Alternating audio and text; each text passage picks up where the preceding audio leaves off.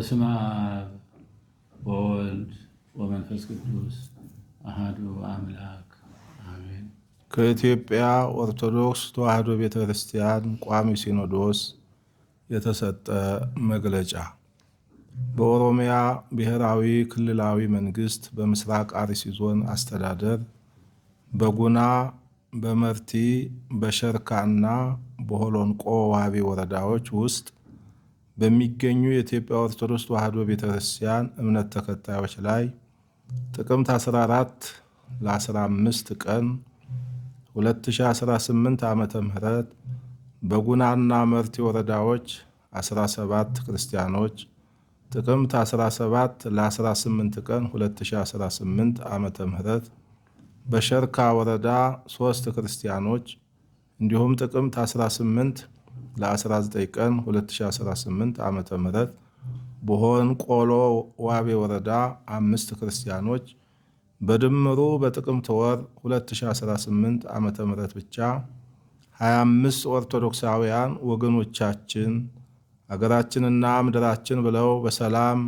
በተኙበት በድንገት ማንነታቸው ባልታወቀ ታጣቂዎች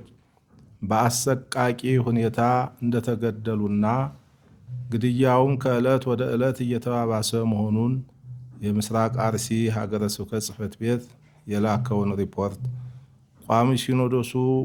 የተመለከተው በከባድና ጥልቅ የሐዘን ስሜት ነው። በመሆኑም በምስራቅ አርሲ ሀገረ ስብከት እንዲህ አይነቱ አሰቃቂ ድርጊት ሲፈጸም የቆየው በተደጋጋሚ እንደመሆኑ መጠን እንዲህ አይነቱ አስነዋሪ ድርጊት በቅዱሳት መጻሕፍት ሆነ በሰው ልጅ ሰብአዊ መብት ፈጽሞ ተቀባይነት የሌለው በነጻነት የማምለክ ሕገ መንግሥታዊ መብትን የሚጋፋ ተከባብሮና ተቻችሎ የመኖር መንፈሳዊ እሴቶቻችንን የሚያጠፋ ክብረ ነክና ሊወገዝ የሚገባው ኢ ስነ ምግባራዊ ድርጊት በመሆኑ የኢትዮጵያ ኦርቶዶክስ ተዋሕዶ ቤተ ክርስቲያን ቋሚ ሲኖዶስ በጽኑ አውግዞታል። በመሆኑ ጉዳዩ በቀጥታ የሚመለከታቸው መንግስታዊ አካላቱም ይሁን ኢሰብአዊ የሆነ ተግባር በጽኑ በማውገዝና በሕገ መንግሥቱ የተረጋገጠውን በሕይወት የመኖርና የእምነት ነጻነት መብትን እንዲያስከብሩልንና ይህን አስነዋሪ ድርጊት የፈጸሙትን ሕገወጥ ግለሰቦች ለሕግ በማቅረብ የሕግ የበላይነትን ከማረጋገጥ በተጨማሪም በቀጣይ እንዲህ አይነቱ ሕገወጥ ተግባር እንዳይደገም አስፈላጊውን የሕግ ከለላ በመስጠት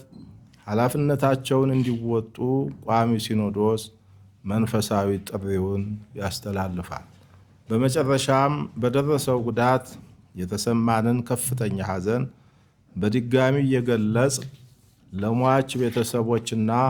ለመላው ኢትዮጵያውያን መጽናናትን በመመኘት በግፍ ሕይወታቸውን ላጡት ወገኖቻችንም እግዚአብሔር አምላክ ዕረፍተ ነፍስን እንዲያድልልን ቅድስት ቤተ ክርስቲያን ትጸልያለች። የኢትዮጵያ ኦርቶዶክስ ተዋሕዶ ቤተ ክርስቲያን ቋሚ ሲኖዶስ ጥቅምት 20 ቀን 2018 ዓመተ ምህረት አዲስ አበባ ኢትዮጵያ